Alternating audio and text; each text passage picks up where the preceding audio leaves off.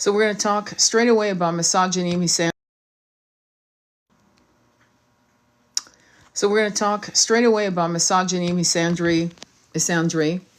We're going to be talking about this man right here that looks like a wizard. His name was Mihailo Tolotos. He was in Greece, in Athos. The monastery was formed in 1060 AD, obviously. And it is a monastery where men are cut away from a society. Now, what triggered me for doing this live is because I just came across this man who I'd never heard of before. And again, I'm going to repeat myself. Again, we're talking about Mihailo Tolotos, who was born in the 1800s, died in 1930 something, I believe. I didn't really look into that because you know how I do. I never prepare for these lives. But I do know that he was born of a mother. I don't know why I have to say this. And the term that men are using about this man, about this monk, is that he never saw his mother. Now, the propaganda on that is kind of dangerous, and I'll tell you why. Because actually his mother died 4 hours after he was born. And knowing mothers how we do, especially mothers who have a nurturing energy, right? And who probably know that they're going to die, they're going to want to see their child. And the comments from the men, by the way, I was called a Karen because I said he saw his mother. So maybe he never saw a woman after that. But the first eyes he set on, the first time he opened his eyes was most likely his mother or a midwife. And oh my God, the vitriol. You would have thought I said something, I don't know, vulgar, untrue.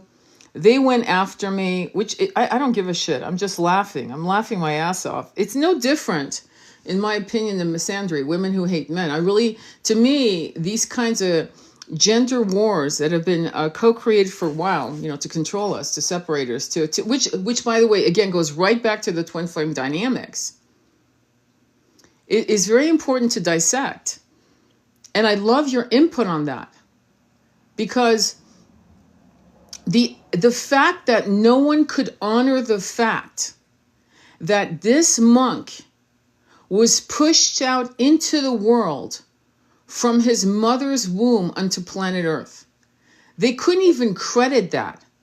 The hate of these OnlyFans devotees, robot, companions, devotees, is so revolting.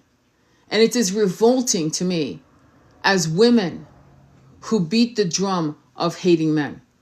Hate is hate is hate. And there's no two ways about it. There's no win here. I was literally looking at the comments. Look it up. Again, Mihailo. I think it'll come up on my live as you scroll up or down. I think it comes up. Mihailo Tolotos. Michael Tolotos, the monk who never saw a woman.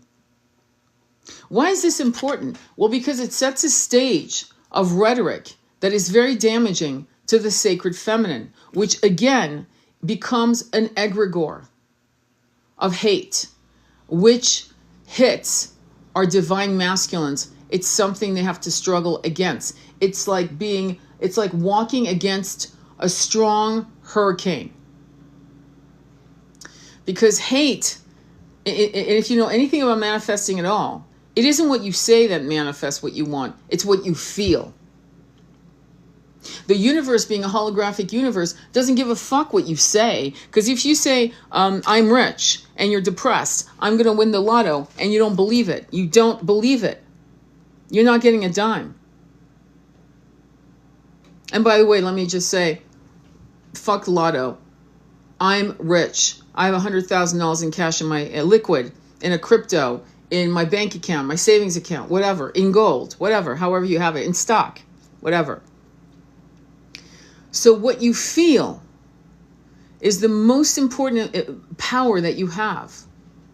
So in fact, one of the exercises that, what's his name? John Kehoe talks about in his very well published, and it was a national bestseller, international bestseller for decades, from the 90s, was Mind Power into the 21st Century, Chapter 1, Holographic Universe, and breaking it down, talking about why emotions are so important in your manifesting. You can do 369 until the cows come home. If you're not feeling that energy, if you're not taking a bath, shower, and feeling that you own that house, that job, that boat, that relationship, it's not going to happen.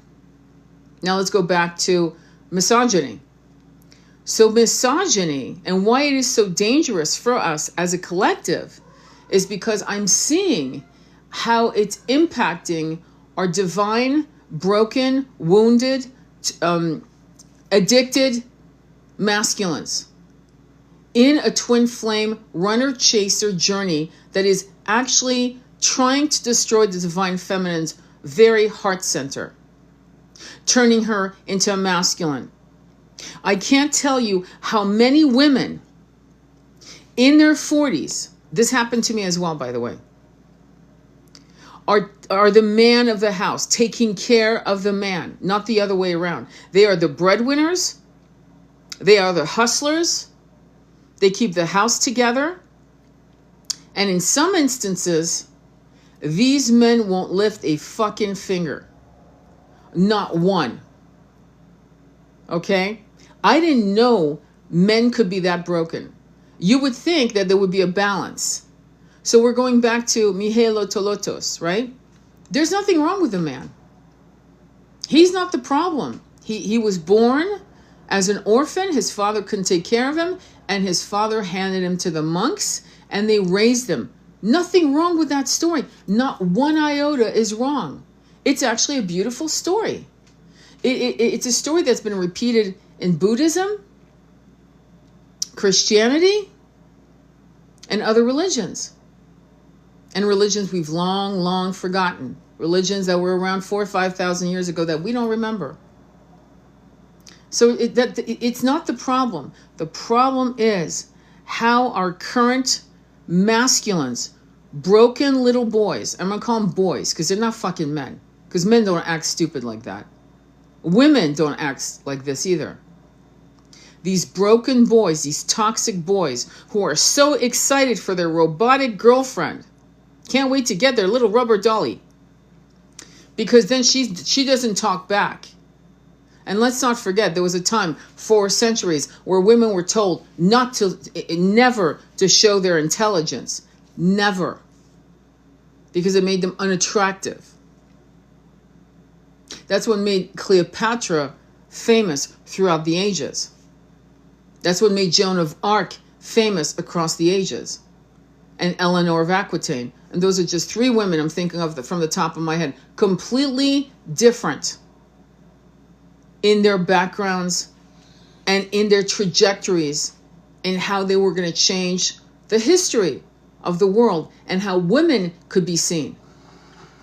When a man hates women to that level, when he hates his mother, the very womb, I can understand not all women are great. Okay, some women are fucking toxic as fuck. There's no argument there. But if you know you were raised by a toxic mother, my masculine little boy, go get some fucking therapy. Go get help. Do what you have to do. But realize, and this is where the divine masculines that are out there doing the healing work are so extraordinary. Including us as women who are doing the work when we first maybe came from really toxic situations where the masculine was toxic to us when we were little girls and powerless. And we've done the work in healing our masculine vitriol against the masculine.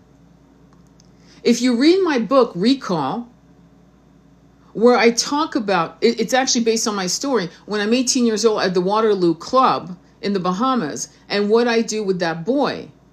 The feminine rage is a real thing, but you can't sit in that for the entirety of your incarnation. It's toxic. It's toxic to yourself. If anything, heal yourself for yourself. And this is what people are not getting. This happy dance of gender wars that people are falling in between the cracks. is a reverberation that is impacting the twin flame journey.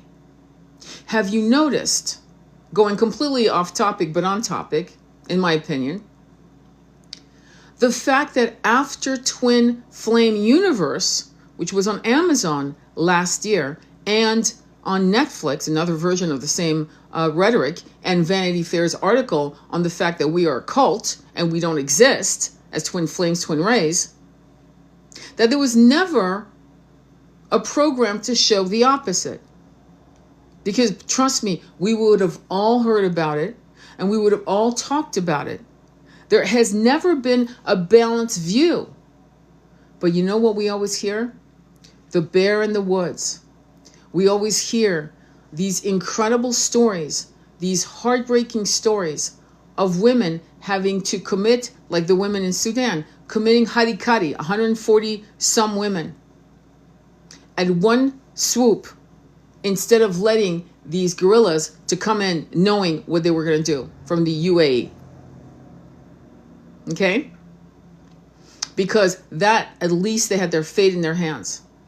And let's not forget the Congo, which I mentioned in our last talk, which we're going to start doing talks just on the side note to balance the masculine point of view with my son, who represents the younger generations under 30, and with Water Bear Medicine, who represents the men over 45. And the points of view from these two age gaps, and what men are doing, real men are doing to heal themselves. Because we sure in the hell know as women, real women, what we're doing, to the extent that we're taking to heal our masculine disappointment or our rage against the masculine and all of the above that you can think of, that you can throw at us. I think it's important for us to become really focused as the divine feminine who are on this healing journey of ascension, to start banging the drums and calling out toxic matriarchy and patriarchy. We don't stand together just because of what gender you are. We stand together with you if you have the right philosophy of inclusiveness. And when I say masculine and feminine, I'm not only referring to it on a gender-specific agenda, but also in a non-specific, meaning fluid. Because some women love women, sapphic love, and they are embodying a very, very toxic, masculine energy. Because let's not forget, and I keep saying it again and again and again, the soul is androgynous. Let's never forget the very epicenter of our reality in all of our realities is that we have been men and women. I say it again and again because it can never be said too much. Because we have to bring ourselves back to that truth. This is why the belief of reincarnation is so important, because the minute you believe in reincarnation and karma and, dharma and loops and repeats and failures and returning, and also deciding in not returning in 3D ever again, based on the fact that you believe you've learned all your lessons and you believe you deserve to be in a 5D consciousness, that you want to match it. But the minute you believe in reincarnation, is my point, your whole consciousness becomes, in my opinion, it begins to break down the walls. And it can be so expansive that it's infinite.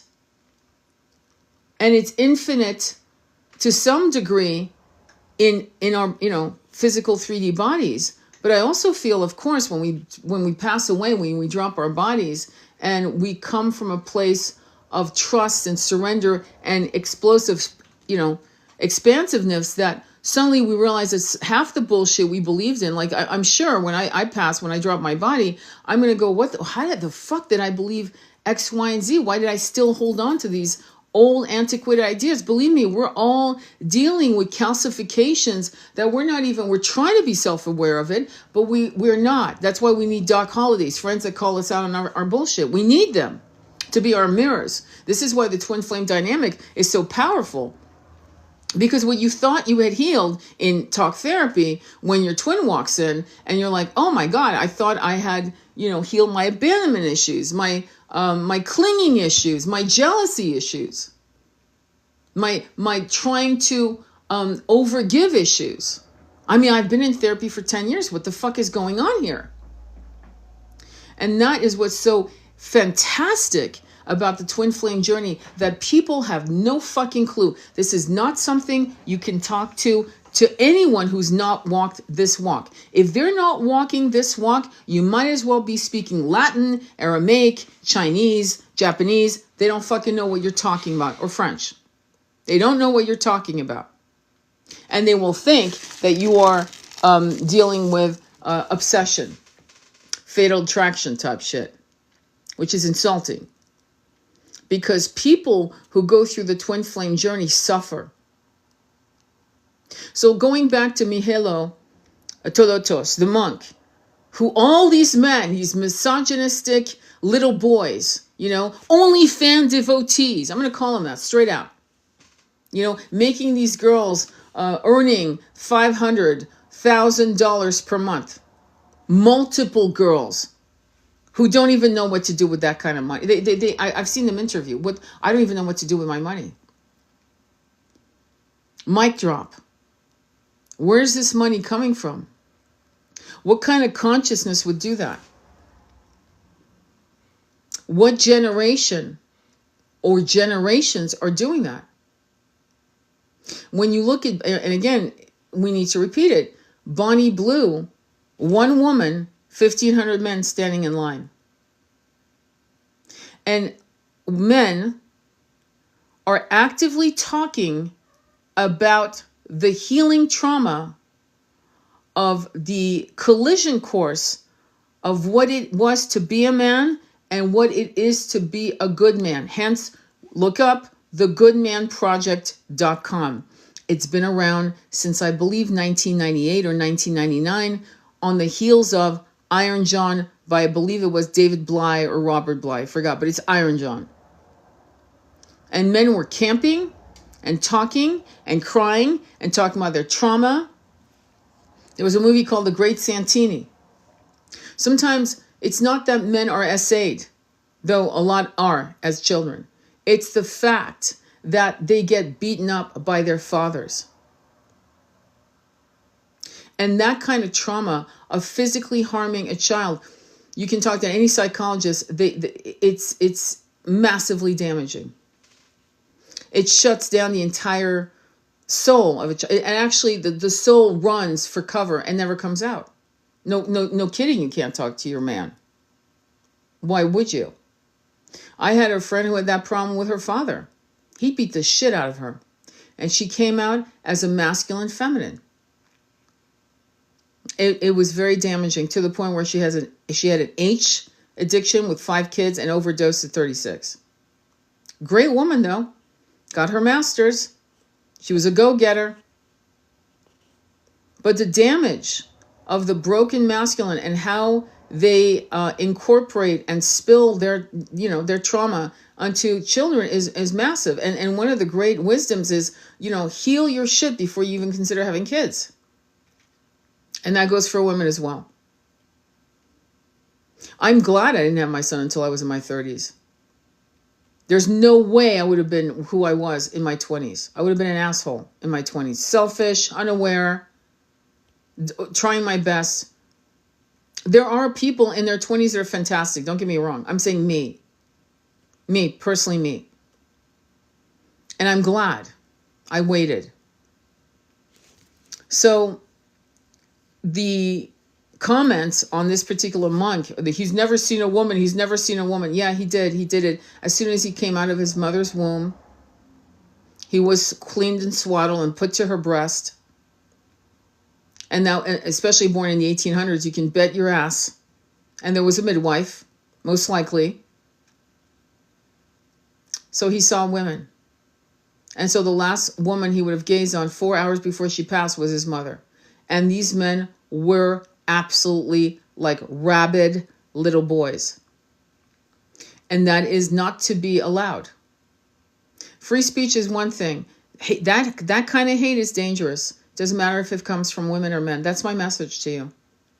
And it is an egregore that is impacting our sacred masculines. It's making your man run, your man not feel good enough, your man dropping the ball, no, your man not showing up financially for you, your man letting you suffer while you work 2 jobs while he doesn't lift a finger. If you think this is unusual, you would be shocked at how many women I talk to who are living that reality. And they love these men more than they love themselves. And therein lies the problem. I know of women who have loved men, loved men, and left. I did it. You can love a man and realize that if you continue in their self-destruction, it's taking you down. Their karma becomes your karma. I've illustrated that before in my other lives. Sometimes breaking away is their healing.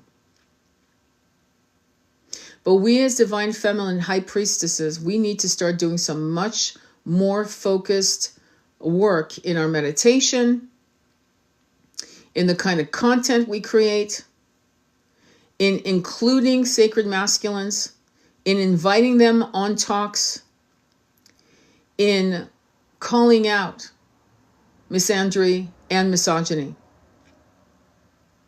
Because really the only people laughing and clapping is the 1%. They love it.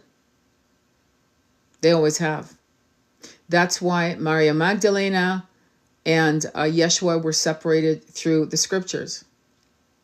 Anyway, I want to send you much love on this journey. Let me see. Any comments that I might have missed? It doesn't look like it. Okay, brilliant. I want to send you much love. This is not easy. I'll upload this on on YouTube. And let me look at this is not now the time for the divine feminine to rise up and regain her power. I don't think you understood everything I said. It's now the time for the sacred feminine and the sacred divine masculine to rise up and claim their power. Because if you don't think that men who are misogynists aren't lobotomized on every sector, from the root chakra to the third eye chakra to the inability to get downloads for ascension, then you need to understand this is the rise, not of the sacred feminine alone. It is the rise and the harnessing of the power of the divine feminine and masculine shoulder to shoulder. That's what we need to embrace. Not one, not the other. That's not it. That's not how it works. That's not balanced. We have the fucking symbol yin and yang. What the fuck? Aren't we understanding that symbol? Doesn't it show itself exactly what it means? It is a balance. And it must be claimed. And so if you selfishly go into, I'm going to just rise it's my time to be empowered. Do you know how many times? This has been going on for decades. And girls are still fucking posing for Playboy. Come on. Okay, let's stop. It's imbalanced. We need to embrace the Radha Krishna, Mary of Magdalena and Yeshua, Joseph and Mary, and names Buddha and his consort, and others I can't even, name. Maybe I'll remember them after this live. Maybe I'll never remember their names. But we've had beautiful, I know from my Akashic readings that we've had beautiful, beautiful unions that have been lost across timelines, at least 2,000 years, which you know what that marks. 2,000 years marks a very important turning point for the masculine and the feminine. So we need to get there. We need to claim both.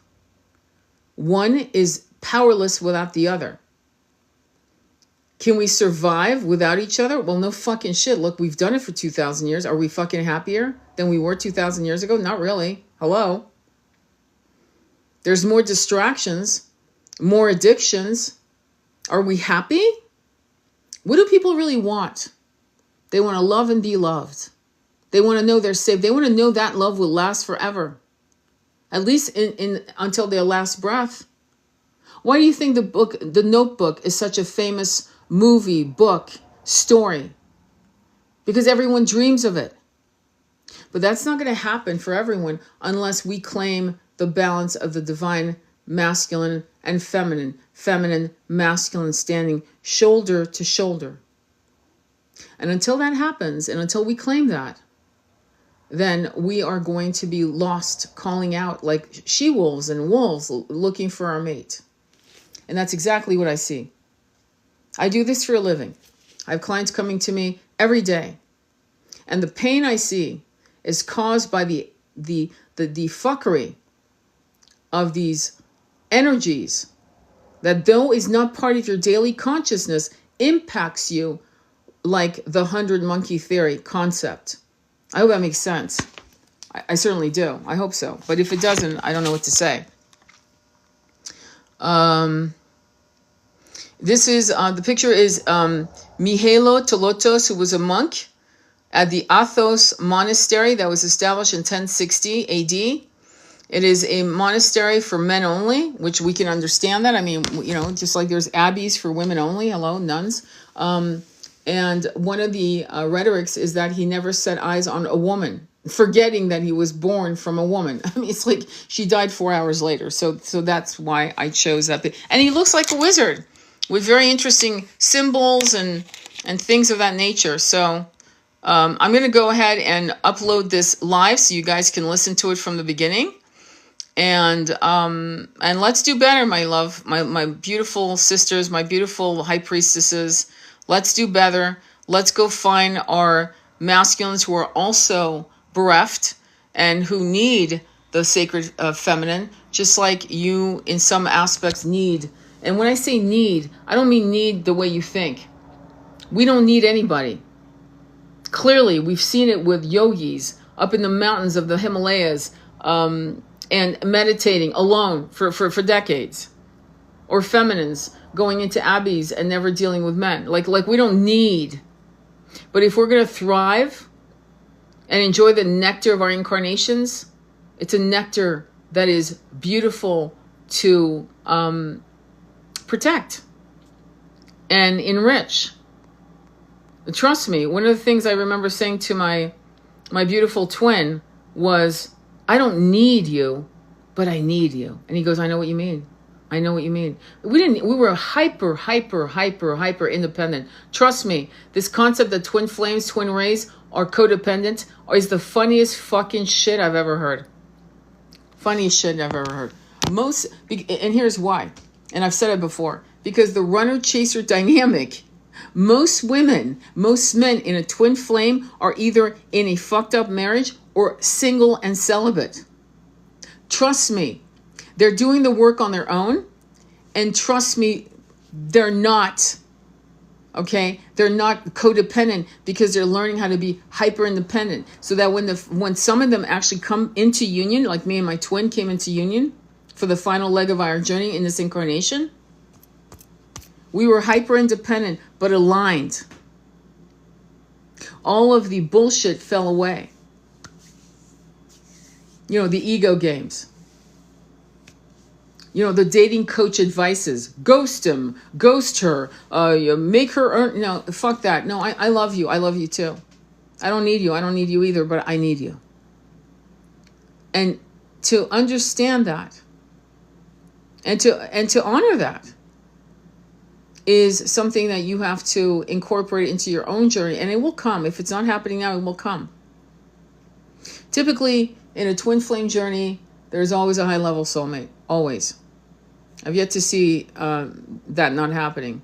And when a twin flame or a high-level soulmate is blocked from union, it's because you guys need the time alone to get some shit done, spiritually speaking. It's never a punishment. It's an energy frequency mismatch, and there's work to be done. That's all. Okay?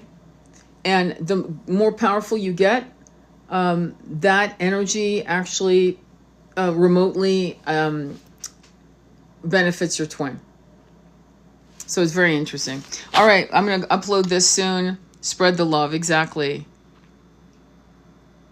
We worked Learn Helplessness. Yes, definitely go ahead and check it out. Okay, check out the live. It's going to be on YouTube. Depending on how long this thing is, I might be able to. Thank you for your knowledge. Oh, you're very kind. Thank you for listening and wanting to hear these points of views. I really appreciate your time. I really do. So I'm going to go ahead and upload this on YouTube. Check it out. You'll see this image. This is why I do this. And check out the, I'm very proud of the live we did with my son and Water Bear Medicine, who lives in the UK.